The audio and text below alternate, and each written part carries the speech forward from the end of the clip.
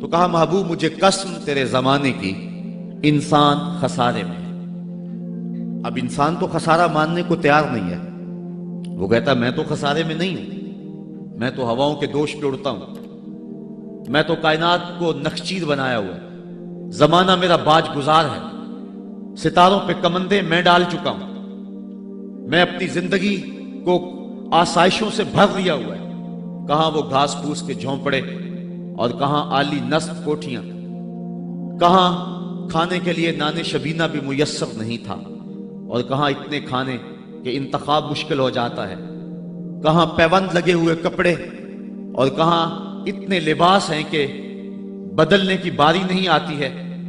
تو میں تو خسارے میں نہیں ہوں، میں تو ہواؤں کے دوش پہ اڑتا ہوں، میں تو سمندر کی تہوں میں اتر جاتا ہوں، میں تو پوری دنیا کو گلوبل ولیج بنا لیا ہوا ہے، میں تو کائنات کا سارا حسن کشید کر لیا ہے، میں تو خسارے میں نہیں ہوں۔ اللہ کہتا ہے محبوب مجھے قسم تیرے زمانے کی، یہ خسارے میں ہے، یہ خسارہ ماننے کو تیار نہیں، اور اللہ کہتا ہے محبوب مجھے تیرے زمانے کی قسم یہ خسارے میں ہے۔ تو امام راضی فرماتے ہیں، آپ فرماتے ہیں جو خسارہ ہے یہ انسانیت کا ہے۔ اگر یہ ہواؤں کے دوش پہ اڑتا ہے تو یہ انسان کا کمال نہیں ہے، یہ تو چڑیا بھی اڑتی ہے، یہ تو مکھی بھی اڑتی ہے، اگر یہ پانی میں تیرتا ہے تو یہ تو مچھلی بھی تیرتی ہے، اگر اس نے آسائشیں اور سہولتیں اپنے لیے تلاش کر لی ہیں تو وہ تو دوسری مخلوقات کو بھی حاصل ہے۔ تو انسان کا خسارہ ہے، انسان کا یہ جو عروج جس کی یہ کہانی سنا رہے یہ حیوانیت کا عروج ہے، اس کی انسانیت کہاں گئی؟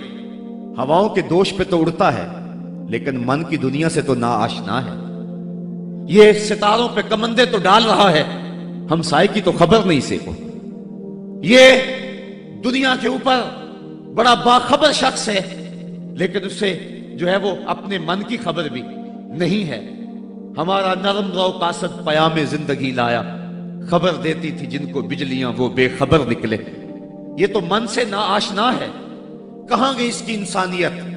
یہ ہواؤں میں اڑتا ہے، اگر چاند کی چھاتی پہ قدم رکھ چکا ہے وہاں سے خاک لا کے دکھاتا پھرتا ہے کہ یہ میں نے جو چاند سے خاک جو ہے وہ اکٹھی کی تھی اور یہ دیکھو میں تمہارے سامنے رکھ رہا ہوں۔ تو زمین پہ پہلے تھوڑا بوجھ تھا کہ اور خاک لے آیا، انسانیت کو اس کا کیا فائدہ ہوا؟ یہ انسانیت کا عروج نہیں ہے، انسان تو خسارے میں ہے، انسانیت تو ڈوب رہی ہے۔ گھر کی آگ بجھی تو کچھ سامان بچا تھا جلنے سے، سو وہ بھی ان کے ہاتھ لگا جو آگ بجھانے آئے تھے۔ اس کی انسانیت کہاں گئی؟ یہ بھائی ہو کے بھائی کا گلا نہیں کاٹ رہا، کہاں گئی اس کی انسانیت؟ کہا محبوب مجھے قسم ہے تیرے زمانے کی یہ خسارے میں ہے، اور قسم محبوب کے زمانے کی اس لیے فرمائی کہ محبوب کے زمانے میں انسان عروج پہ تھا، انسان نقطہ کمال پہ تھا۔ اس دور کا انسان دیکھنا ہو تو ابو بکر و عمر کو دیکھو۔ تو کہا محبوب مجھے قسم تیرے زمانے کی یہ انسان خسارے میں، اگرچہ یہ ہواؤں کے دوش پہ اڑتا ہے لیکن اس کی انسانیت لٹ چکی ہے، اور اگر اس نے انسان دیکھنا ہے تو محبوب آئے تیرے دور میں۔ یہ تو بھائی بھائی کا گلا کاٹ رہا ہے، خون سفید ہو گیا، ایکسیڈنٹ میں جو بچ جاتے ہیں وہ مرنے والوں کی گھڑیاں اتارتے ہیں، اس کی تو حالت انسانی جو ہے وہ برباد ہو چکی ہے، لیکن حسن دیکھنا ہے انسانیت کا تو آئے تیرے دور میں۔ جب ایک شخص زخموں سے چور تڑپ رہا ہے اور کہتا ہے العطش، ہائے مجھے پیاس لگی ہے، ایک بندہ کہیں سے پانی کا پیالہ لیے اس کی پیاس بجھانے کے لیے آگے بڑھتا ہے اور اس کو پانی دیتا ہے، اور وہ بھی ہونٹوں تک لے آتا ہے کہ دوسری طرف سے آواز آتی ہے العطش، تو یہ پیالہ اسی وقت پیچھے کر دیتا ہے اور کہتا ہے میرے بھائی کو شاید زیادہ پیاس لگی ہے، پہلے اسے دے دو مجھے بعد میں دینا۔ اور یہ جب اس کے پاس جاتا ہے اور وہ پانی پینے لگتا ہے تو تیسری جگہ سے آواز آتی ہے، یہ اسے پانی دیتا ہے تو چوتھی جگہ سے آواز آتی ہے، حتیٰ کہ 7 اشخاص کے پاس پانی لے کے جاتا ہے اور ہر ایک آگے ترجیح دیتا ہے، اور جب وہ 7ویں شخص کے پاس پہنچتا ہے تو پہلے کے کرانے کی آواز بڑھ جاتی ہے، یہ کہتا ہے پیچھے بھاگ پہلے اسے پانی دے، اور جب یہ پلٹ کے آتا ہے تو اس کی روح پرواز کر جاتی ہے، پھر دوسرے کے پاس جاتا ہے تو اس کی روح پرواز کر جاتی ہے۔ پانی کا ایک پیالہ اور 7 آدمی زندگی اور موت کی کشمکش میں نزع کا عالم اور ایک دوسرے کو ترجیح دے رہے ہیں۔ کہا یہ تھا حسن انسانیت کا، محبوب جو تیرے زمانے میں تھا، مجھے قسم تیرے زمانے کی یہ انسان خسارے میں ہے، اگر خسارے سے بچنا ہے تو دامن محمد کا تھامنا ہو۔ الا الذین آمنوا کا بیان اس پہ گواہی دے رہا ہے۔ تو یہ انسان کا خسارہ ہے۔ انسانیت کا خسارہ ہے۔ شیخ زادہ نے بیضاوی کے حاشیے میں ایک اور خسارے کا پہلو بیان کیا حضرت علی المرتضیٰ رضی اللہ تعالی عنہ سے۔ آپ فرماتے ہیں خسارہ یہ ہے، یہ انسان کی جو سانسیں ہیں، ہم لمحہ لمحہ سمجھتے ہیں کہ ہم بڑے ہو رہے ہیں لیکن ہم موت کے قریب ہو رہے ہیں۔ یہ سانسیں موت کی طرف بڑھنے والے قدم ہیں۔ تو یہ ہے انسان کا خسارہ جو اپنی سانسوں کے ذریعے کر رہا ہے۔ امام راضی لکھتے ہیں کہ ایک شخص پھٹے پہ رکھ کے برف بیچ رہا تھا، اور ایک بزرگ کہتے ہیں کہ مجھے ان الانسان لفی خسر کا ترجمہ سمجھ میں نہیں آتا۔ جب اللہ کرم نوازی فرمانے لگے تو پھر ہدایت کے سامان اس کے لیے بنتے چلے جاتے ہیں، اور جب کسی کی بہتری کا اللہ ارادہ نہ کرے تو اسے قرآن سے بھی ہدایت نہیں ملتی ہے۔ تو وہ کہتے ہیں میں گیا بازار میں، سمرقند کا بازار تھا، وہاں ایک آدمی پھٹے پہ رکھ کے برف بیچ رہا تھا، اور آواز کیا لگا رہا تھا، توجہ چاہوں گا، کہہ رہا تھا ارحموا من یذوب راس مالہ، اور میرے پہ رحم کرو، مجھ سے برف لے لو، اگر تم نے برف خریدنے میں دیر کر دی تو میں کمائی کیا کرنی ہے، جو میں نے پیسے لگائے ہیں وہ بھی میرے لٹ جائیں گے، میرا راس المال بھی برباد ہو جائے گا، کیونکہ برف ایسا سودا ہے کہ اگر گاہک وقت پہ نہ پہنچے تو نقصان ہو جاتا ہے۔ کوئی اور چیز ہے، آج نہیں بکی تو کل بیچ لیں گے، کل نہیں تو پرسوں بیچ لیں گے، لیکن برف کا اگر گاہک وقت پہ نہ آیا تو کمائی کیا کرنی ہے، راس المال بھی لٹ جائے گا۔ تو وہ جانے والوں کو کہہ رہا تھا ارحموا من یذوب راس مالہ، اور میرے پہ رحم کرو، مجھ سے برف لے لو، اگر تم نے دیر کر دی تو میرا اثاثہ بھی لٹ جائے گا، میرا راس المال بھی برباد ہو جائے گا۔ تو وہ بزرگ فرماتے ہیں جب اس نے یہ بات کہی تو مجھے ان الانسان لفی خسر کا ترجمہ سمجھ میں آ گیا۔ میں نے کہا کہ ہم بھی اپنے سانسوں کی برف کو پگھلا رہے ہیں، اور قطرہ قطرہ جس طرح برف پگھلتی ہے، سانس سانس کر کے زندگی پگھل رہی ہے۔ اگر جلدی جلدی ان سانسوں کے بدلے میں نیکیاں لے لیتے ہیں تو یہ زندگی بچ جائے گی، ورنہ یہ زندگی برف کی طرح پگھل رہی ہے۔ ان الانسان لفی خسر، انسان خسارے کا سودا کر رہا ہے، لمحہ لمحہ موت کے قریب ہو رہا ہے۔ یہ سمجھ رہا ہے میں بڑا ہو رہا ہوں لیکن یہ چھوٹا ہو رہا ہے۔ جب گنتی الٹی شروع ہو جائے تو کام جلدی زیرو پر آ جاتا ہے، کسی کی 60 سے، کسی کی 70 سے، کسی کی 100 سے گنتی الٹی شروع ہے، اور لمحہ لمحہ ہم موت کی طرف بڑھ رہے ہیں۔ یہ انسانیت کا خسارہ ہے۔ ایک مفسر ہوا طبع طبعی ہے، تو ویسے ڈاماڈول لیکن بات بڑی پتے کی لکھ گیا۔ وہ کہتا ہے خسارے کا ایک اور پہلو بھی ہے، اور اس میں میں آپ کی تھوڑی سی توجہ بھی چاہوں گا۔ وہ کہتا ہے خسارہ یہ ہے کہ اللہ نے ایک شے کو ایک حسن دیا ہے تو دوسرے حسن سے اسے محروم رکھا ہے، تو وہ شے کہتی ہے کہ میں خسارے میں ہوں۔ اس کی مثال وہ کہتا ہے یہ پھول ہیں، ان میں خوشبو ہے لیکن روشنی نہیں ہے، اندھیرے میں آپ ان سے چراغاں نہیں کر سکتے، تو پھول کہیں گے ہم خسارے میں، ہمارے میں خوشبو تو ہے لیکن روشنی نہیں۔ چاند میں روشنی ہے لیکن اس میں خوشبو نہیں ہے، تو چاند کہتا ہے میں خسارے میں کہ میرے میں روشنی تو بڑی ہے، میرے دم سے کائنات میں اجالے تو پھیل جاتے لیکن خوشبو نہیں ہے، میں خسارے میں ہوں۔ ایک بچہ کہتا ہے میرے میں بچپنے کی معصومیت تو ہے لیکن جوانی کا بانکپن نہیں ہے، لہٰذا میں خسارے میں ہوں۔ ایک جوان کہتا ہے میرے میں جوانی کا حسن تو ہے لیکن بڑھاپے کا تجربہ نہیں ہے، لہٰذا میں خسارے میں ہوں۔ اور ایک بوڑھا کہتا ہے کہ میرے میں بڑھاپے کا تجربہ تو ہے لیکن اب بچپنے کی وہ معصومیت کا، وہ کاغذ کی کشتی، وہ بارش کا پانی۔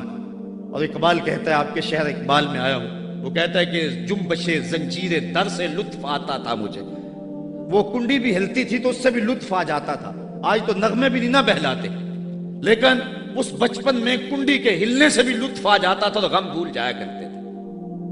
وہ کیا کسی نے کہا تھا کہ اپنے جل جانے کا بھی احساس نہیں تھا، جلتے ہوئے شعلوں کو چھیڑا کرتے تھے، اب تو ایک آنسو بھی رسوا کر جاتا ہے، بچپن میں جی بھر کے رویا کرتے تھے، اب تو وہ رونے کا حسن بھی نہیں نہ رہا۔ تو کہا کہ میرے پاس بڑھاپے کا تجربہ تو ہے لیکن بچپنے کی معصومیت نہیں ہے، لہٰذا میں خسارے میں ہوں۔ ایک شب زندہ دار کہتا ہے کہ میرے پاس سحری کے آنسو تو ہیں لیکن علم کا بانکپن نہیں ہے، اور ایک عالم کہتا ہے کہ میرے پاس علم کے کمال تو ہیں لیکن تہجد کے سجدے نہیں ہیں، لہٰذا میں خسارے میں ہوں۔ بلبل کہتی ہے میرے لہجے میں تو حسن ہے لیکن میرے بازوؤں میں طاقت نہیں ہے، لہٰذا میں خسارے میں ہوں۔ شیر کہتا میرے بازوؤں میں تو طاقت ہے لیکن میرے پر نہیں ہے کہ میں اڑ سکوں، لہٰذا میں خسارے میں ہوں۔ کوئل کہتی ہے میرے لہجے میں تو جادو ہے لیکن رنگ میرا کالا ہے، لہٰذا میں خسارے میں ہوں۔ مور کہتا ہے میرے پروں میں تو حسن ہے لیکن میرے پاؤں بدصورت ہیں، لہٰذا میں خسارے میں ہوں۔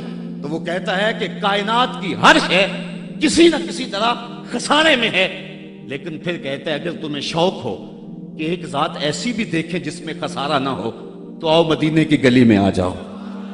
حسن کی ساری شوخیاں، جمال کے سارے کرینے اور حسن کا سارا بھاگ پن اگر ایک ذات میں دیکھنے کا شوق آ جائے، حسن یوسف دم عیسیٰ ید بیضا داری، ہما دارند آنچے خوباں تو تنہا داری۔ کائنات حسن جب پھیلی تو لا محدود تھی اور جب سمٹی تو تیرا نام بن کے رہ گیا۔ اگر یہ شوق ہو کہ کائنات کے سارے حسن ایک پیکر میں دیکھیں تو کہا اس کے لیے میں نے ایک محمد ہی بنا دیا ہے۔ سارے حسن ایک پیکر میں آپ کو ملیں گے، سارے کمال اور سارے جمال اور سارے عروج اور ساری عزتیں اور سارے مراتب آپ کو ایک ذات میں جمع ملیں گے، اور محمد ہوتا ہی وہ ہے جو مجمع کمالات ہو۔ تو کہا کہ یہ ہے ایک خسارے کا پہلو، اور کائنات میں ایک ہی شخص ہے جو خسارے سے بچا ہوا ہے۔ اب جو اس ذات سے وابستہ ہوگا وہ بھی خسارے سے بچ جائے گا۔ الا الذین آمنوا، جس کے ہاتھ میں یہ دامن ہو وہ خسارے سے بچ جائے گا، ورنہ خسارے سے کوئی بچ نہیں سکتا۔ نہ دولت بچا سکتی ہے، نہ اقتدار کی بچھی ہوئی مسندیں خسارے سے بچا سکتی ہیں، نہ کوئی اور انسان کو دنیاوی کمال خسارے سے بچا سکتا ہے۔ اگر خسارے سے بچنا ہے تو ہاتھوں میں دامن مصطفیٰ لینا ہوگا۔ وہ کبھی آپ نے دیکھا ہوگا، اب تو وہ دور بدل گیا ہے، وہ چکی ہوتی تھی جس میں وہ گندم پیستے ہیں، مختلف چیزیں، تو اس کے دو پتھر ہوتے ہیں، ایک نیچے والا ساکن، اوپر والا متحرک، تو درمیان میں اس کے ایک کلی ہوتی ہے جس کے ارد گرد اس کو گھماتے ہیں، تو وہ جو دانے ہیں وہ درمیان خالی جگہ میں ڈالتے ہیں، اس کو گالا کہتے ہیں، اس میں ڈالتے ہیں اور پھر اس چکی کو گھماتے ہیں، تو جو دانے اس مرکز سے، اس کلی سے ہٹ جاتے ہیں وہ پس جاتے ہیں، اور جو اس کلی سے لگ کے رہتے ہیں وہ بچ جاتے ہیں۔ کہا محبوب مجھے قسم تیرے زمانے کی، انسان خسارے میں ہے، الا الذین آمنوا، بچے گا وہ جو تیرے دامن سے لپٹ جائے گا۔ اور یہ میں مفہوم ایمان کا جو آپ کے سامنے دامن مصطفیٰ سے تمسک اختیار کرنا، یہ میری جذباتیت کا کمال نہیں، حقیقت ہی ہے۔ علامہ سعد الدین تفتازانی علیہ رحمہ شرح قائد میں لکھتے ہیں کہ ایمان ہے کیا؟ آپ فرماتے ہیں الایمان ہی التصدیق بما جاء بہ النبی صلی اللہ علیہ وسلم، حضور کے علاوہ ایمان ہو ہی نہیں سکتا ہے، یہ ممکن ہی نہیں ہے۔ اور یہ بات بھی ذہن میں بٹھا لیں کہ حضور سے ذہنی تعلق کا نام ایمان نہیں ہے، حضور سے قلبی تعلق کا نام ایمان ہے، اور یہ میرے مسلک کی پہچان ہے۔ صرف ذہنی تعلق کا نام ایمان نہیں ہے، قلبی تعلق کا نام ایمان ہے۔ اس کو مزید سہل کروں تو حضور کو نبی جاننے کا نام ایمان نہیں ہے، نبی ماننے کا نام ایمان ہے۔ ورنہ کتنے لوگ تھے جانتے تھے لیکن ایمان نہ لائے۔ الذین آتیناہم الکتاب یعرفونہ کما یعرفون ابناءہم، جن کو ہم نے کتاب دی وہ ایسے جانتے تھے جس طرح بیٹوں کو جانا کرتے، لیکن اس کے باوجود ایمان نصیب نہیں ہوا۔ ایمان جاننے کا نام نہیں ہے، ایمان ماننے کا نام ہے۔ پھول کو بلبل جانتی نہیں، مانتی ہے۔ اگر مانتی نہ ہوتی تو پھول کے گرد رقص بسمل کے تماشے نہ کرتی۔ شمع کو جانتے سارے ہیں لیکن مانتا صرف پروانہ ہے۔ تو ایمان جاننے کا نام نہیں ہے، ایمان ماننے کا نام ہے۔ اور جہاں تک جاننا بمعنی ادراک ہے تو وہ تو آج تک میرے رسول کو کوئی جان ہی نہ سکا۔ سب سے زیادہ قربت تو حضرت سیدنا صدیق اکبر رضی اللہ تعالیٰ عنہ کو حاصل تھی، ان کو بھی کہہ دیا یا ابا بکر لم یعرفنی حقیقتاً غیر ربی، سفر و حضر میں میرے ساتھ رہے ہو، سن لو میری حقیقت کو میرے رب کے علاوہ کوئی بھی نہیں جانتا ہے۔ بلکہ ایک مقام پہ فرمایا لی مع اللہ وقت لا یسعنی فیہ نبی مرسل ولا ملک مقرب، میرا اور میرے رب کا معاملہ ایسا ہے کہ درمیان میں نہ کوئی نبی آ سکتا ہے، نہ کوئی رسول اور پیغمبر آ سکتا ہے۔ اور نہ کوئی فرشتہ مقرب درمیان میں آ سکتا ہے۔ تو جہاں تک تعلق ہے حضور کو جاننے کا بمعنی ادراک، تو آج تک حضور کو اللہ کے علاوہ کوئی جان ہی نہیں سکا ہے۔ مولوی کا تو دماغ خراب ہو گیا کہ وہ مسجد میں ترازو رکھ کے بیٹھ گیا اور نبی کو تولنے لگا۔ میں تو کہا کرتا ہوں ڈٹھے ورق قرآن دے پھول سارے، تیری شان جیا نہیں کوئی ہور ڈٹھا، تیری شان دا کرے مقابلہ جیڑا انہوں عاشقاں اصلی چور ڈٹھا۔ کوئی نور آکھے کوئی بشر آکھے، پیندہ رات دینے ایہو شور ڈٹھا، اللہ والیاں گل مکا دیتی تساں ہور ڈٹھا ساں ہور ڈٹھا۔ تم نے پتہ نہیں کس کو دیکھا ہے جو سکی بیٹی کو بھی نہیں بخشوا سکتا۔ لاہور قصر نور میں ایک شخص، آپ بھی سارے جانتے ہیں، میرا نام لینے کا مزاج نہیں ہے، ٹیلی ویژن پہ بھی وہ چیختا ہے، تو وہ کہنے لگا کہ نبی تو سکی بیٹی کو بھی نہیں بخشوا سکتا۔ تو میں نے بعد میں اٹھ کے کہا، میں نے کہا لوگوں آج تو لوگ اسے ووٹ نہیں دیتے جو تھانے سے نہ چھڑا سکے، سنبھلتا نہیں جن سے اپنا دوپٹہ، سنبھالیں گے کیا وہ کلیجہ کسی کا۔ جو تھانے سے نہ چھڑا سکے لوگ اسے ووٹ نہیں دیتے، اور جو اپنی بیٹی کو بھی نہ بخشوا سکے پھر کلمہ پڑھنے کا فائدہ کیا؟ جو افراد خانہ کی بگڑی بھی نہیں بنا سکتا، جو سکی بیٹی کو بھی نہیں بخشوا سکتا۔ میں نے کہا میاں تم اس کی بات کرتے ہو جو سکی بیٹی کو بخشوا نہیں سکتا، ہم تو اس کے قصیدے پڑھتے ہیں جس نے کہا فاطمہ تو جنتی عورتوں کی سردار ہے۔ تم اس کی بات کرتے ہو جس کے چاہنے سے کچھ نہیں ہوتا، ہم تو اس کی بات کرتے ہیں جس کی انگلی اٹھے اور چاند کے ٹکڑے ہو جائیں، اور سڑیاں کھجوراں اگا جان دائے، اور پتھراں نو کلمے پڑھا جان دائے، قطرے کو سمندر ذرے کو ستارہ کرتے ہیں، کونین کو خم آ جاتا ہے جب زلف سنوارا کرتے ہیں۔ ہم تو اس نبی کو ماننے اور جاننے والے ہیں۔ می وریا کستوریاں دا جدو یار نچوڑیاں زلفاں، می وریا کستوریاں دا جدو یار نچوڑیاں زلفاں، تے قبلہ دے بنیا سائم جدے یار نے موڑیاں زلفاں۔ وہ تو رخ پھیر دے تو خدا قبلے نہیں بدل دیتا۔ لوگ کہتے ہیں چاہنے سے کچھ نہیں ہوتا، میں کہتا ہوں ساری دنیا ہی مصطفیٰ کی چاہت پہ ہے۔ قبیلہ بنو سلیم کی مسجد ہے، 4 رکعتی نماز ہے، 2 رکعت پڑھی جا چکی ہیں، 2 رکعت ابھی باقی ہے۔ خاطر آتر میں بات آئی کہیں قبلہ بدل جائے تو کیا خوب ہے، تو فوراً جبریل آگے کہا محبوب پھر دیر کاہے کی ہے، ابھی رخ پھیر لو۔ اب جن لوگوں نے مسجد قبلتین دیکھی ہے کہ پہلا قبلہ بالکل شمال میں اور موجودہ قبلہ بالکل جنوب میں، اور صحابہ تو ذہنی طور پہ اس کے لیے تیار ہی نہیں ہے، تو بتا دیا جاتا کہ اگلی نماز ہم ادھر پڑھیں گے۔ یہ نماز کا وقت بدلنا ہو نا تو 1 دن پہلے بتانا پڑتا ہے، کل سے نماز ظہر 2:15 بجے پڑھیں گے۔ اگر اسی دن ایسا کر لیں تو لوگ کہیں گے کہ یہ امام تو سلیقہ ہی نہیں رکھتا ہے، ہم تو آئیں 2 بجے کے حساب سے اور اب 2:15 تک بیٹھے رہیں۔ تو نماز کا وقت بدلنا ہو تو 1 دن پہلے بتانا ہوتا ہے، اور یہاں تو قبلہ بدلنا تھا، ایک نماز ہی پہلے بتا دیا جاتا، لیکن کہا محبوب ابھی رخ پھیر لو۔ یا اللہ تیری نماز تو پوری ہو لے، کہا میری نماز بعد میں پوری ہوگی، پہلے تیری مرضی پوری ہوگی، پہلے تیری مرضی پوری ہوگی۔ می وریا کستوریاں دا یہ تو یار نچوڑیاں زلفاں، قبلہ عہدے بنیا سائم جدے یار نے موڑیاں زلفاں۔ وہ تو رخ بدل دے خدا قبلے بدل دیتا، ہم اس نبی کی بات کرتے ہیں۔ تو بات کر رہا تھا کہ ایمان جاننے کا نام نہیں ہے، ایمان ماننے کا نام ہے۔ ہی التصدیق بما جاء بہ النبی صلی اللہ علیہ وآلہ وسلم۔ ایمان کے بعد اب یہ بات بھی ذہن نشین کریں کہ اس دنیا پہ سب سے بڑی دولت مجھے اور آپ کو جو عطا کی گئی ہے وہ دولت ایمان ہے، سب سے بڑی دولت۔ اگر ایمان نہیں سب کچھ مل گیا، کچھ بھی نہیں ہے، اور اگر کوئی چیز پاس نہیں ہے لیکن ایمان کی دولت موجود ہے تو یہ سب سے بڑا حسن اور سب سے بڑی بہار۔ اقبال کہتا ہے کہ اقبال یہ کس کے عشق کا فیض عام ہے، رومی فنا ہوا حبشی کو دوام ہے۔ یہ وہ دولت تھی جس کے دم سے اجالے ہوئے دنیا پر سب سے بڑی دولت جو حضرت انسان کو دی گئی ہے وہ دولت ایمان ہے، اور قیامت کے دن سب سے بڑی دولت جو حضرت انسان کو دی جائے گی وہ دیدار الہی ہوگا۔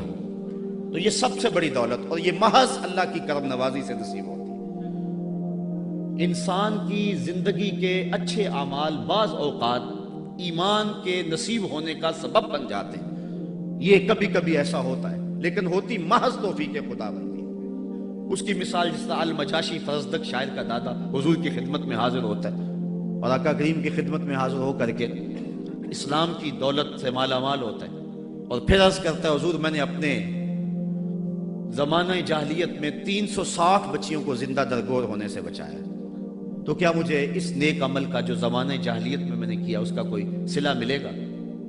چونکہ شاعر تھے اور شاید بڑا گداز اور نرم دل ہوتا ہے، وہ تو شاخ سے ٹوٹتے ہوئے پھول کو بھی برداشت نہیں کر سکتا۔ وہ کیا کہا تھا اقبال نے، دل نہیں شاعر کا ہے کیفیتوں کی رست خیز، کیا خبر تم کو درون سینہ کیا رکھتا ہوں میں، سچ اگر پوچھے تو افلا سے تخیل ہے وفا، دل میں ہر لہجہ نیا محشر بپا رکھتا ہوں میں، در غم دیگر بسوزو دیگر آرا ہم بسوز، گفتبت روشن حدیث گر توانی دار ہوش، کہہ گئے ہیں شاعری جزویست از پیغمبری، ہاں سنا دے پڑھ کے ان کو پیغام سروش۔ امیر منائی نے غالباً کہا تھا کہ خنجر چلے ہم پہ، خنجر چلے کسی پہ ہم، اور تڑپے جو ہم امیر تو درد سارے جہاں کے ہمارے جگر میں۔ اور اقبال نے آنکھ سے تشبیہ دی شاعر کو ایک جگہ پہ، مبتلا درد ہو کوئی عزم روتی ہے آنکھ، کس قدر ہم درد سارے جسم کی ہوتی ہے آنکھ۔ تو جب کوئی ظالم باپ اپنی بیٹی کو زندہ درگور کرنے لگتا تو یہ کہتا کہ میں تڑپ اٹھتا، گابن اٹھنیاں دے کر کے اس بچی کی جان چھڑا لیتا۔ اس طرح میں نے 360 بچیوں کی جان چھڑائی، کیا زمانہ کفر میں کیے گئے میرے اس نیک عمل کی مجھے کوئی جزا ملے گی؟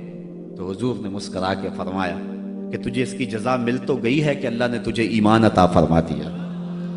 تو کبھی ایسا ہوتا ہے، لیکن اگر ایمان نہیں ہے تو اعمال کی جزا نہیں ہے۔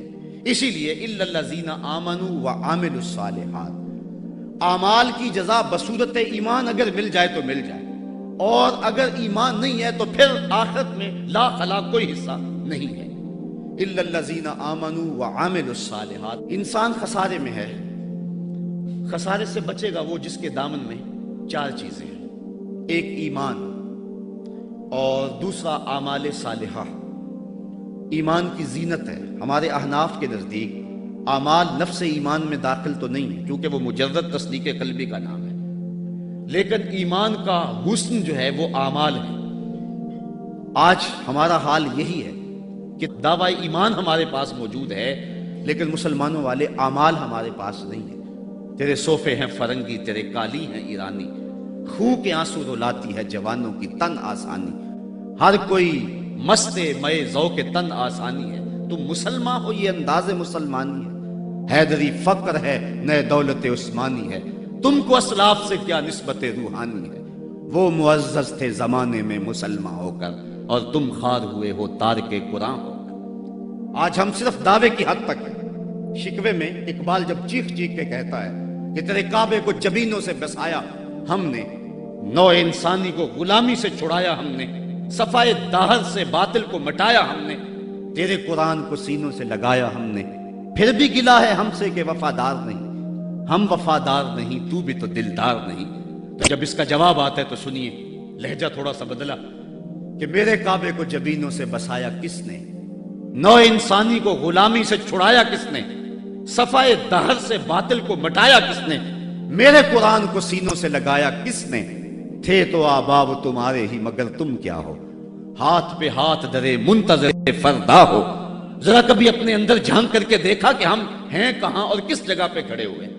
آج ہم مسلمان ہونے کی بات کرتے ہیں لیکن کبھی دیکھیں کہ ہمارے عمل کی پوزیشن اور حالت کیا ہے، آج ہم کس جگہ پہ کھڑے ہوئے ہیں۔ لالو لکشمن پرشاد نے ایک کتاب لکھی عرب کا چاند، اور یہ ایک ہندو رائٹر ہے، اور اس میں اس نے حضور کی سیرت اتنے خوبصورت اور دل فریب پیرائے میں بیان کی کہ گویا سطروں کے اندر چراغ ہی رکھ دیے ہیں۔ تو کسی نے سوامی لکشمن پرشاد سے پوچھا کہ تو نے مسلمانوں کے نبی پر اتنی خوبصورت سیرت کی کتاب لکھی ہے، تو حضور کا غلام کیوں نہیں بن جاتا؟ تو جو اس نے جواب دیا، اگر ہم اس پہ تھوڑا سا تفکر کریں تو وہ ہماری آنکھیں کھول دینے کے لیے کافی ہے، لیکن اگر ہم اس پہ غور نہ کریں تو وہ ایک گاڑی ہمارے روڈ پہ چلتی ہے، اس کے پیچھے لکھا ہوا ہے عقل نہ ہو تو موجہ ہی موجہ۔ بات یہ ہے، بات سوچنے والوں کے لیے ہوتی ہے۔ تو سوامی نے جواب دیا تھا کہ جب میں نے حضور کی سیرت لکھنے کے لیے امہات کتب سیر کو پڑھا تو یہ جذبہ میرے سینے میں بھی گڑائیاں لینے لگا کہ میں اس نبی کا غلام کیوں نہیں بن جاتا، لیکن جب میں مسلمانوں کے کردار کو دیکھتا ہوں تو میں کہتا ہوں میں ہندو ہی ٹھیک ہوں۔ ہمارا کردار لوگوں کے ایمان کے راستے میں رکاوٹ بنا، اور ایک زمانہ تھا کہ ہماری میتیں بھی ایمان دیا کرتی تھی۔ امام محمد کا جب جنازہ اٹھا تو پورا بصرہ امڑ آیا. یہودی عیسائی کہنے لگے مسلمانوں کا امام جا رہا ہے اور اس کا آخری دیدار ہے، چلو تم بھی آخری دیدار میں شامل ہو جاؤ، جنازے میں شامل ہو جاؤ. لوگ ذوق و شوق کی فراوانی میں آگے بڑھ بڑھ کے جنازے کی چارپائی کو کندھا دے رہے تھے. تو اگر کسی عیسائی اور کسی یہودی کا جی چاہا کہ میں بھی مسلمانوں کے امام کے جنازے کی چارپائی کو کندھا دوں، تو ہمیں تاریخ بتاتی ہے پھر جس کا کندھا امام محمد کے جنازے کی چارپائی کو چھوا اس کے لبوں پہ کلمہ جاری ہو گیا. ہمارے بزرگوں کی تو لاشیں بھی کلمہ دیا کرتی تھی، اور آج ہماری زندہ لاشیں لوگوں کے ایمان کے راستے کے اندر رکاوٹ بنی ہوئی. ہم کبھی غور کریں، رو رہی ہے آج ایک ٹوٹی ہوئی مینا اسے، کل تلک گردش میں جس ساکی کے پیمانے رہے. خیر تو ساکی سہی لیکن پلائے گا کسے، اب نہ میں کش رہے باقی نہ میں خانے رہے. رو رہے ہیں آج وہ دشت جنو پرور جہاں رقص میں لیلا رہی، لیلا کے دیوانے رہے. وائے ناکامی متائے کارواں جاتا رہا، کارواں کے دل سے احساس زیاں جاتا رہا. جن انگاروں پہ اس وقت میں اور امت مسلمہ اور آپ کھڑے ہیں، کون اس سے بے خبر نہیں ہے؟ کابل میں کون لٹ رہا ہے؟ کندھار میں کس کی گردنیں کاٹی جا رہی ہیں؟ اور شبرغان کے اندر کس کے بالوں کو نوچ کر کے زخموں میں تیزاب چھڑکا جا رہا ہے؟ غزہ کی پٹی میں کس کے بچے ذبح کیے جا رہے ہیں؟ موصل میں احمد کس محمد بن قاسم کو پکار رہی ہے؟ کندھار میں، کابل میں، دشت لیلا میں، تورا بورا میں، کسورا میں اور دریائے آمو کے دونوں کناروں پر جو قیامت بپا ہے، کبھی ہم نے احساس کیا 1.40 کروڑ انسان اس وقت خانمہ برباد ہیں. 56 اسلامی ریاستیں آج بے بس نظر آتی ہیں اور بے حسی کی ایسی چادر اوپر تنی ہوئی ہے کہ کسی کو احساس ہی نہیں ہو رہا، اور متاع کارواں بھی لٹا چلا جا رہا ہے. ہم تو صرف 313 تھے اور دنیا کو ناکو چنے چبوا کے رکھ دیے. تاریخ اس واقعہ کو کبھی نہیں بھول سکتی جب ابو جہل نے اپنا سفیر بھیجا اور اپنا جاسوس بھیجا عمیر کہ جا مسلمانوں کو دیکھ کر کیا کتنے. تو واپس آ کے اس نے جو خبر دی وہ بڑی حوصلہ افزا تھی، اس کے لیے حوصلہ افزا تھی. اس نے صنادید قریش کو اکٹھا کر کے کہا کہ یہ عمیر کی رپورٹ سنو. یہ کہتا ہے صرف 3 اونٹ کھا سکیں گے، یعنی 300 سے اوپر نیچے. ان کے پاس اسلحے بھی پورے نہیں ہیں. تو میری مشاورت یہ ہے، صبح لڑائی کی نوبت نہیں آئے گی، رسیاں کٹھی کرو، صبح انہیں پکڑیں گے، اونٹوں کی پشتوں پہ جکڑیں گے اور جا کے حرم کعبہ کی دیواروں کے ساتھ باندھ دیں گے. جو بعد میں دور دور سے لوگ آیا کریں گے ان کو ان کا تماشا دکھایا کریں گے. یہ نئے لوگ تھے جنہوں نے ایک نئے دین کی داغ بیل ڈالی تھی. جب یہ ساری باتیں وہ کر چکا تو عمیر نے جو بات کہی تاریخ نے اس کو محفوظ کیا. عمیر کہنے لگا تم کہتے ہو رسیاں کٹھی کرو، میں اس قوم کو دیکھ کے آیا ہوں. اگر میری بات مانتے ہو تو رات کی تاریکی میں بھاگ سکتے ہو تو بھاگ جاؤ. واللہ میں نے ایسے لوگ دیکھے، اس کے لفظ ہیں ولیکن رأیت یا معشر قریش البلایا تحمل المنایا. اے قریش کے سرداروں اتنا بھی تکبر میں نہ آؤ. میں ان آنکھوں سے دیکھ کر کے آیا ہوں کہ یثرب کی اونٹنیاں اپنی پشتوں پہ نری موتیں اٹھا کے لے آئی ہیں اور وہ زخمی سانپوں کی طرح پیچو تاب کھا رہے ہیں، اور کل ان میں سے کوئی مرے گا نہیں جب تک تم میں سے ایک ایک کو لڑ نہیں جاتا.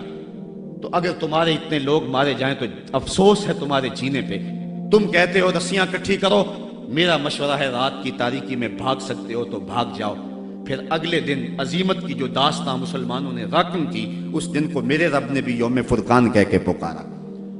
آج اگر ہم دیکھیں اپنے آپ کو، ہم کس جگہ پہ کھڑے ہیں؟ 1.40 کروڑ انسان اور یہ ہجوم اور 56 اسلامی ریاستیں، اور آج ہمارے اوپر جو حال ہے، آج ہے رسوا زمانے میں کلاه لالا رنگ. جو سراپا ناز تھے ہیں آج مجبور نیاز. آج ہم جس جگہ پہ کھڑے ہوئے کون نہیں جانتا ہے. ہر سمجھ دکھ ہی دکھ پھیلا ہوا ہے. ہمیں بڑی سنجیدگی سے سوچنے کی ضرورت ہے اور اپنے عمل کے محاسبے کی ضرورت ہے. یہ پچھلے دن گجرانوالہ میں بھی سڑکوں پہ لوگ نکل آئے تو میں بھی لوگوں میں شامل تھا. اور کون شخص ہے کہ جس کو امریکہ کے ساتھ ہمدردی ہوگی اور بش کے لیے دل میں کوئی نرم گوشہ ہوگا؟ وہ بدبخت شخص جس کی آستین کے ایک تار سے مسلمانوں کا لہو ٹپکتا ہے. تو میں نے لوگوں کو جو جوش و غضب میں نعرے لگا رہے تھے، ایک بات میں نے کہی تھی. میں نے کہا تھا آج تم امریکہ سے ٹکرانے کی بات تو کر رہے ہو، لیکن کبھی اپنے آپ کو جھانک کر کے دیکھا تمہاری مسجدوں کی لیٹرینوں کے جو لوٹے ہیں وہ بھی تو زنجیروں سے بندھے ہوئے ہیں. یہ تمہاری اخلاقی گراوٹ کی کہانی ہے. اگر باہر کوئی واٹر کولر نصب کر دیتا ہے تو تو اس کے اوپر جو گلاس رکھتا ہے وہ بھی زنجیروں سے باندھ کر کے رکھنے پڑتے ہیں۔ یہ ہے ہماری حالت، اور ٹکر لیتے ہم امریکہ سے۔ ہم کبھی اپنے پاؤں کو بھی تو دیکھیں، اپنی صورت کو بھی تو دیکھیں، اپنے کردار کو بھی تو دیکھیں کہ ہم کس جگہ پہ کھڑے ہوئے ہیں۔ ایک اچھا مسلمان تو بننے کی بڑی دور کی بات ہے، ہم ابھی تک تو ایک قوم نہیں بن سکے ہیں۔ ہم نے غور کرنا ہے، الا الذین آمنوا وعملوا الصالحات۔ اسلام ہم سے عمل مانگتا ہے، صرف زبانی دعووں سے کچھ نہیں ہوگا۔ عمل سے ہم نے اس دعوے پہ دلیل فراہم کرنی ہے۔ وتواصوا بالحق وتواصوا بالصبر، حق اور صبر کی وصیت۔ بات لمبی ہو رہی ہے اس لیے میں اپنی بات کو مختصر کرتا ہوں۔ یہ وصیت کا جو تکرار ہے اس میں بھی مفسرین فرماتے ایک حسن ہے، تاکہ مومن کبھی بھی وصیت کے عمل کو کبھی نہ چھوڑے۔ امام قرطبی نے حق پر جو ہیں وہ 3 قول بیان فرمائے ہیں۔ ایک قول یہ ہے کہ حق سے مراد قرآن ہے، اور میں اس پہ 2 باتیں آپ کے پیش کر کے اجازت چاہوں گا۔ اس دور میں بلکہ ہر دور میں قرآن کے دامن کو تھامنا ہی جو ہے وہ نجات کی ضمانت ہے۔ امام ترمذی نے حضرت علی المرتضیٰ سے حدیث جو ہے وہ تخریج کی ہے کہ حضور قرب قیامت کے تذکروں سے لوگوں کو آگاہ کر رہے تھے، تو عرض کی حضور پھر اس دور میں بچنے کی صورت کیا؟ تو بے ساختہ فرمایا اللہ کی کتاب قرآن مجید، جو اس کتاب سے جڑ جائے گا بچ جائے گا، اور جو اس کتاب سے پہلو تہی کرتا رہا اللہ اسے گمراہ کر دے گا۔ یہ وہ پاکیزہ کتاب ہے جو روشنیوں کا منبع ہے۔ قرآن مجید کے 5 حق ہیں، اس پہ الگ بحث کی جا سکتی ہے، لیکن میں ایک بات آپ کے سامنے رکھنا چاہتا ہوں بڑے درد دل کے ساتھ، کہ کیا ہم نے قرآن مجید کے حقوق کو پہچانا؟ آج ہم قرآن مجید کے ساتھ جو اس کتاب ہدایت کا تقاضا تھا کیا ہم نے پورا کیا؟ یہ بات درست ہے کہ گھر میں قرآن ہوگا تو برکتیں اتریں گی، اس بات کا بھی کوئی انکار نہیں کرتا۔ مکان بنایا، فیکٹری بنائی ہے، دکان بنائی ہے، تو بچوں کو بلا کے قرآن مجید کی تلاوت کروا لیں، برکت ہوگی۔ میں اس کا انکار بھی نہیں کرتا کہ مرنے والے کی روح کو اصال ثواب کریں گے تو اس کی قبر میں نور اترے گا۔ یہ بات بھی درست ہے کہ قرآن کے نور کے مقابلے میں کوئی ناری مخلوق نہیں ٹھہر سکتی، اس کے الفاظ کا دم کریں تو شفا نصیب ہوگی۔ لیکن مجھے بتاؤ، کیا قرآن مجید کے نزول کا مقصد یہ تھا؟ آپ کے شہر اقبال میں ہو، اور اقبال سے پوچھ لیتے ہیں، بڑی خوبصورت بات کر گیا۔ بندے صوفی و ملا اسیری، حیات از حکمت قرآن گیری، بآیاتش ترا کار جزی نیست، کیا یاسین او آساں بمیری۔ وہ کہتا ہے تو جاہل صوفی اور کاہل ملا کے ایسے پھندے میں پھنسا کہ تو نے قرآن سے زندگی تلاش نہیں کی۔ قرآن کی آیتوں سے تجھے صرف اتنا ہی کام رہ گیا کہ جب تیرے بوڑھے کی روح اٹک گئی تو سورہ یاسین لے کے بیٹھ گیا تاکہ اس کی روح آسانی سے نکلے۔ اقبال کہتے ہیں اس میں کوئی شک نہیں ہے کہ اس کی روح آسانی سے نکل جائے گی، لیکن مجھے تو افسوس تیرے پہ یہ ہے کہ تو نے قرآن سے بھی مرنا ہی سیکھا۔ جس قرآن سے تو نے مرنا سیکھا، کاش اس قرآن سے تو نے جینا بھی سیکھ لیا ہوتا۔ اس کا ایک ایک حرف زندگی بخش ہے، اس کا ایک ایک لفظ نور بانٹتا ہے، حیات آفری ہیں اس کی آیتیں، اور یہ کتاب برکت ہی نہیں، کتاب ہدایت بھی ہے، یہ کتاب رحمت لوگوں کو زندگیاں دیتی ہے، حیات بخش ہے یہ کتاب۔ اس سے وابستگی اختیار کرنے والا زندگی کا حسن پا جاتا ہے۔ لیکن تو نے اس قرآن سے بھی مرنا ہی سیکھا، اور تو نے اس کو بس اسی مقصد کے لیے قرآن کو پڑھا۔ کاش اس قرآن سے تو نے جینا بھی سیکھ لیا ہوتا اور زندگی کا حسن اس سے کشید کر لیا ہوتا۔ وتواصوا بالحق، حق سے مراد جو ہے وہ قرآن ہے، وتواصوا بالصبر، اور صبر سے مراد ایک تو دکھوں پہ صبر ہے، شدائد پہ صبر ہے۔ اور امام قرطبی اور امام رازی اور دیگر ائمہ تفسیر لکھتے ہیں اس سے مراد عبادت پر تسلسل یہ بھی مراد ہے، صبر سے مراد استقامت علی الدین بھی مراد ہے، اور صبر سے مراد جو ہے وہ مشکل حالات میں دین کے دامن کو تھامے رکھنا یہ بھی مراد ہے۔ آج میری اور آپ کی حالت یہ ہے کہ آج ایک فیشن کے طور پہ یہ بات کہی جاتی ہے جی دین پہ چلنا بڑا مشکل ہے۔ میں پوچھتا ہوں دین پہ آج چلنا مشکل ہے یا جب بلال حبشی چلے تھے تو اس وقت چلنا مشکل تھا؟ آج تو ہم مسجد میں آئے تو قالین بچھے ہوئے تھے، گرم پانی دستیاب تھا، ہیٹر چل رہے تھے، اور ہم کہتے دین پہ چلنا بڑا مشکل ہے۔ ذرا ان سے پوچھو جن کی چمڑی بھی ادھیڑ کے رکھ دی گئی، جن کے جسموں کو لوہے کی ٹنگیوں سے چھید دیا گیا، لیکن انہوں نے نہیں کہا تھا کہ دین پہ چلنا مشکل ہے۔ حضرت بلال حبشی کو जो है वो संग्रेजों पे खींचा जाता है और वो कंकर उनके जिस्म में खप जाते हैं और खींच करके फिर निकाला जाता है, कभी तपते हुए कोयलों पे उनको रखा जाता है। उमैया बिन खलफ चंगाड़ता है, बिलाल रुक जाओ, चमड़ा उधेड़ देंगे। लेकिन बिलाल मुस्कुरा के कहता है, तू तुर शुरू हो के गाली हजार दे, ये वो नशा ही नहीं जिससे तुरशी उतार दे। और बदनामी से बढ़ता है मोहब्बत का जुनू, नशा उतना ही तेज होता है जितनी हवा लगती है। तू जो करना है कर। बल्कि बिलाल हबशी को तपती हुई रेत पे लटाया और सीने पे रखा पत्थर, और बिलाल मुस्कुरा रहे। और कोई शख्स पास से गुजरा, कहा बिलाल मुस्कुरा रहे हो और ये तुम्हारे ऊपर इतना जुल्म और जबर कर रहे हैं? तो बिलाल हबशी ने जो जवाब दिया, कहा तुम बाजार में जाते हो ना मट्टी का बर्तन खरीदने, तो उसको भी ठोंक बजा के देखते हो कि इसकी आवाज तो ठीक है, कहीं कच्चा तो नहीं है। कहा तुम तो बर्तन भी खरीदते हो तो ठोंक बजा के देखते हो, मेरा रब बिलाल की खरीदारी कर रहा है, वो ठोंक बजा के देख रहा है कि कहीं बिलाल कच्चा तो नहीं है। मैं कहता हूं माला खरीद ले बिलाल को, खरीद ले बिलाल को, ये कच्चा नहीं है, तेरी राह में जान भी मारनी पड़ी तो कुर्बान कर देगा।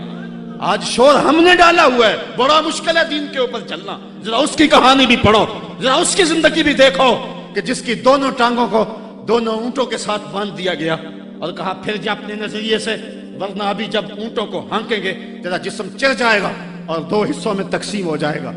उसने कहा कर लो जो करना है। और जब ऊंटों को हांका लगाया गया, हमें तारीख बताती है कि जब उसका जिस्म चिरने लगा और सुरख सुरख कतरे गिरने लगे, तो हमें हमारी अक्ल तो यही कहती है कि उसने चीखों से आसमान को सर पे उठा लिया होगा। लेकिन हमें तारीख ने बताया जब तक जुबान बोलती रही उसके लबों पे यही था, फुज़्तु बिरब्बिल काबा, फुज़्तु बिरब्बिल काबा, काबे के रब की कसम में जिंदगी की बाजी जीत गया। आज शोर हम कर रहे हैं यार, हमसे तो वो औरत अच्छी, अभी दो दूर की बात नहीं है। इकबाल ने नज्म किया, वो ईरान की ताहरा नामी औरत, जिसको एक कुएं के किनारे खड़ा किया, उसके सामने अजदहा डाले उस कुएं के अंदर और बिच्छू डाले उस कुएं के अंदर। कहा फिर जा अपने नजरिए से, वरना इसमें फेंक देंगे तुझे। उसने कहा मुझे एक रात की मोहलत दे दो। कहा जा दी। रात गुजर गई, फिर वहां ले जाया गया, कुएं के किनारे खड़ा किया गया, वो कुआं जिसमें उसके सामने बड़े बड़े सांप और अजदहा डाले थे। कहा फिर जा अपने नजरिए से, वरना तुझे धक्का दे देंगे और ये सांप तेरी बोटियां नोच लेंगे। उसने कहा फेंक दो। कहा तूने रात सोचा नहीं है? कहा मैंने सोचने के लिए रात तो नहीं मांगी थी, मैंने तो रब की इबादत के लिए मांगी थी, मैंने तो इस्तकामत तलब करने के लिए मांगी थी, रब से यार्ज करने के लिए रात मांगी थी। मालिक औरत जात हूं और मेरे सामने इतने सांप और इतने बिच्छू फेंक के गए, और जब मैं डाली गई ना उस कुएं में तो वो मेरी बोटियां तोड़ेंगे, मुझे डंग मारेंगे।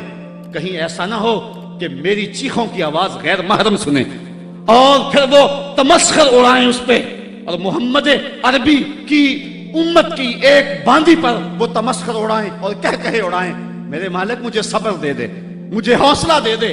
और मैंने रब से ये हौसला मांग लिया है, अब फेंक दो, तुम मेरी चीख नहीं सुनोगे। हम में से तो वो औरत अच्छी थी, और आज हम जो है वो कहते हैं बड़ा चलना मुश्किल है दीन पे। उनकी चमड़ियां भी उधेड़ दी गई। हजरत खबाब बिन अर्द के साथ क्या ना हुआ, हजरत सुमैया के साथ क्या ना हुआ, हजरत जुनैरा के साथ क्या ना हुआ। पढ़े तारीख, अजीमतों पे मुश्तमिल तुम्हारी तारीख है, और आज हम किस जगह पे खड़े हैं। और आज हम दीन के लिए थोड़ी सी तकलीफ भी बर्दाश्त नहीं करते, बल्कि हमारी बेगैरती का हाल तो यह है कि बैरूने मुल्क जाने के लिए लोग अपने आप को मिर्ज़ई नहीं लिख रहे। मिर्ज़ई खत्म नबूवत का बागी है, मिर्ज़ई गुस्ताख रसूल है। एक मिनट के सैकड़वें सेकंड के मुताबिक भी जो है वो अपने आप को गुस्ताख रसूल को कहलवाना कैसे मोमन गवारा कर सकता है। आज कितने लोग हैं जो मिर्ज़ई लिख के बैरूने मुल्क चंद टगों के लिए जो है वो अपना दीन बेच रहे हैं। कहां वो लोग और कहां ये जमाना। वातावा सौ बिस्सब्र, दुख आए घर में चूल्हा ना जले कोई बात नहीं है। हमारे नबी की ये सुन्नत भी है, एक एक महीना घर में कभी चूल्हा हुजूर के नहीं जला करता था। इमाम मुंजरी ने लिखा है कि हुजूर जब आए ना हज़रत सैयदना सलमान फारसी के घर के अंदर, उन्होंने एक दिन हुजूर को गुजरते हुए देखा, दावत की, तो जब हुजूर के सामने खाना रखा गया तो आंखें इश्क बार हो गई, और फिर एक रोटी ली और चंद बोटियां एक खादिम के हाथ में देते हुए कहा, जाओ हमारे घर दे आओ, मेरी बेटी फातिमा कितने दिनों से भूखी बैठी है। माल के कौनैन हैं गो पास कुछ रखते नहीं, दो जहां की नेमतें हैं उनके खाली हाथ में। साहबो मेरा लहजा थोड़ा सा आज बेतरतीब हो गया है, लेकिन आज मैं और आप देखें कि हम किस जगह पे खड़े हैं। वतावा सौ बिस्सब्र, हक और सब्र की वसीयत, इसको कभी भी ना छोड़ें। حضرت عمر فاروق رضی اللہ تعالیٰ عنہ کی جب سانس ٹوٹ رہی تھی، ایک انصاری آپ کا حال پوچھنے آیا اور اس کی شلوار ٹخنوں سے نیچے لٹک رہی تھی۔ اس نے کہا حضرت آپ کا کیا حال ہے؟ کہا اللہ کا شکر ہے میرا حال تو ٹھیک ہے، جوان تیرا حال ٹھیک نہیں ہے۔ اس نے کہا حضرت کیا ہوا؟ کہا یہ شلوار اوپر کر لے، یہ تہبند اوپر کر لے، ایک تو تیرے کپڑے ناپاک ہونے سے بچ جائیں گے، دوسرا تیرا رب بھی راضی ہو جائے گا۔ اور اس کے بعد آپ کی سانس ٹوٹ گئی اور دائی اجل کو لبیک کہہ گئے۔ تو وصیت کے عمل کو آج ہم نے چھوڑ دیا ہوا ہے، اور آج ہماری جو حالت ہے اور جس جگہ پہ ہم کھڑے ہیں، اسی کشتی کو ہے خوف تلاتم صد ہے منہ موڑ دیے تھے جس نے بڑھتے ہوئے طوفانوں کے۔ ہم ٹوٹتے تھے تو زمانہ ہمیں راستہ دیتا تھا، دنیا ہماری باج گزار تھی اور ہم کائنات کے حکمراں تھے، لیکن آج وہ لمحے، وہ اندلس کی کہانیاں اور وہ سسلی اور سکلیا کے اندر جو کچھ ہماری جو ہے وہ عظیمتوں کی کہانیاں تھیں، آج کہاں ہیں؟ آج کابل میں، کندھار میں، قلعہ جنگی میں، دشت لیلہ میں، تورا بورا میں، تکریت میں، موصل میں، بغداد میں، القدس میں، کشمیر میں، دریائے آمو کے دونوں کناروں پر اور ڈل جھیل کے اندر تیرتی ہوئی لاشیں آج کیا کہانی بتا رہی ہیں، اور ہم کس جگہ پہ کھڑے ہیں؟ صاحبو، ہمیں پوری طرح سے یکسوئی سے آگے بڑھنے کی ضرورت ہے، اور سورۃ العصر ہمیں جس سمت بلا رہی ہے، یہ اس عصر اور اس زمانے کا تقاضا ہے۔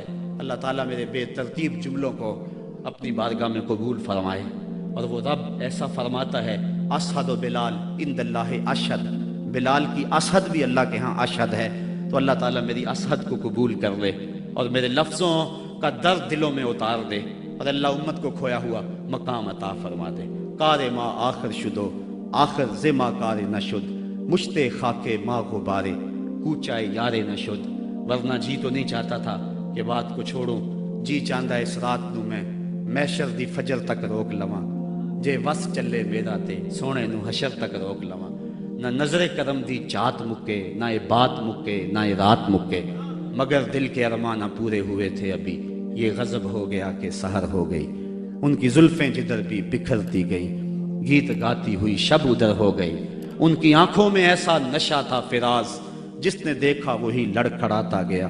اس سمت ہی بہاروں کے رخ پھر گئے، جس طرف کے نشیلی نظر ہو گئی۔ چاند گہنا گیا، مہر شرما گیا، حسن ہر ایک شے کا سوا ہو گیا۔ ان کے آنے کا یارو مزہ آ گیا، پوری دنیا ہی شیر و شکر ہو گئی۔ کن کی کنجی ہے جس کی زباں وہ نبی، جس کی قرآن ہے داستاں وہ نبی۔ ان کی نظروں کی وسعت کی کیا بات ہے، جب بنی ہم پہ ان کو خبر ہو گئی۔ تم سے فریاد ہے گنبد خضرا والے، کعبے والوں کو ستاتے ہیں کلیسا والے۔ وآخر دعوانا